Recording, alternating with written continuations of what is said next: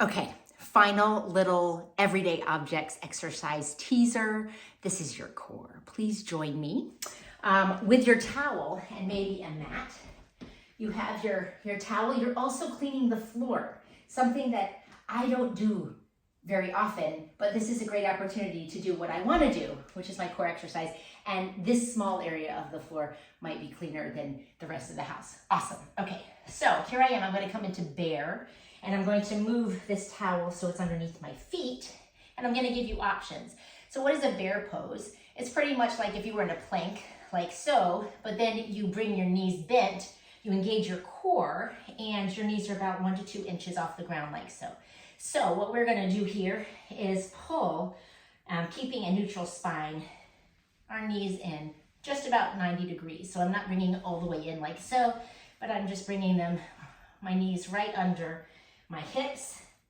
That's both knees. That's pretty darn hard. If I don't want to do that, I'm not quite ready for that, maybe I pull in just one knee at a time and I keep my other one just in bear. So that's great.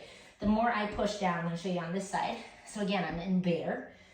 And the more I push down on that foot and slide that in and really engage in my belly, my glance is a little bit above my hands. So I'm not looking way down, which is going to change my spinal alignment. That is a really hard exercise. So maybe you do 5 reps on each side, and then you rest, and then you do 3 sets of that. Beauty. Okay, now we're going to do forearm plank. If you have sore wrists, I encourage you to do some pom-poms or some wrist circles. Don't push that too much. A lot of us yogis have a lot of carpal tunnel type symptoms. You really need to be easy on your wrists and know that as you begin to lift more or put more weight on your hands, this can be a problem, so don't ignore it. And recognize the power of your forearms. This is a modification really for anybody. If you are a yogi, please work with dolphin. You don't always have to do a down dog, right? Dolphin is incredibly strengthening. And so when you come into your forearm plank, again, what I want to do is I want to make sure that my shoulders are wrapped away from my spine. So what am I not doing? I'm not jamming down into my armpits here, but I really have strength there. And to do that, I'm engaging my pecs. So these muscles right under my collarbones, you kind of turn those on, and this helps you turn the faucets here. So you're really engaging your pecs, the front body, and then you just come into plank.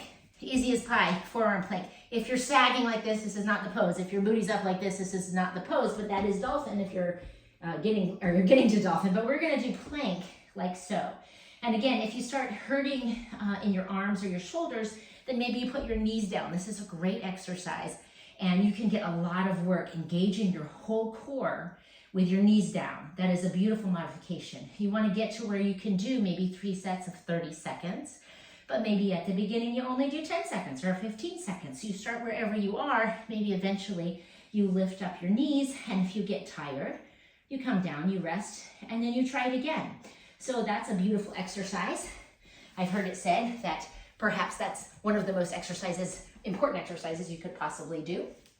And now one more exercise, not exactly a core, but just one of my favorite booty exercises. I have my towel, since it's handy. I'm gonna roll it up like so, and I'm gonna stick it right here behind my knee. And so again, if my wrists are sore, I can come down onto my forearms right here. And my goal is to work out my booty and my hamstrings. And so I work my hamstrings because I'm clenching this towel and bringing my foot towards my butt. And then I'm engaging my core, so I'm not swaying or arching my back. But now I'm just gonna do little slight kicks of my flat bottom of my foot towards the ceiling, little pulses. Maybe I do 20 tiny pulses. This is a very small movement. But you notice I'm squeezing my hamstrings as well, because I gotta keep that towel there. And in order to keep that towel there and not have it fall out, I gotta squeeze that, and then I'm really getting that hamstring insertion. So again, if you yogis out there are always forward bending and really not doing some of those hamstring exercises, there's a lot of hamstring tendinopathy, that is soreness right at that insertion of your hamstring, right at your sits bones there. And that I have had that for years, and until I started really strengthening my back body. it was bothering me, and now it doesn't bother me at all because of wonderful exercises like this. So again, maybe you do little pulses. Maybe you start with 10, go to 20. Maybe you do 3 sets. And that's it. That's all I got. That's your core. I hope this helps. Your core is engaged. I really want to make these even. You know, I could have just one unilateral, huge round bottom, and then the other one would be totally flat because I didn't do both sides, and that would just be tragic. Okay, I hope this helps. Have a wonderful day. God bless. Bye-bye.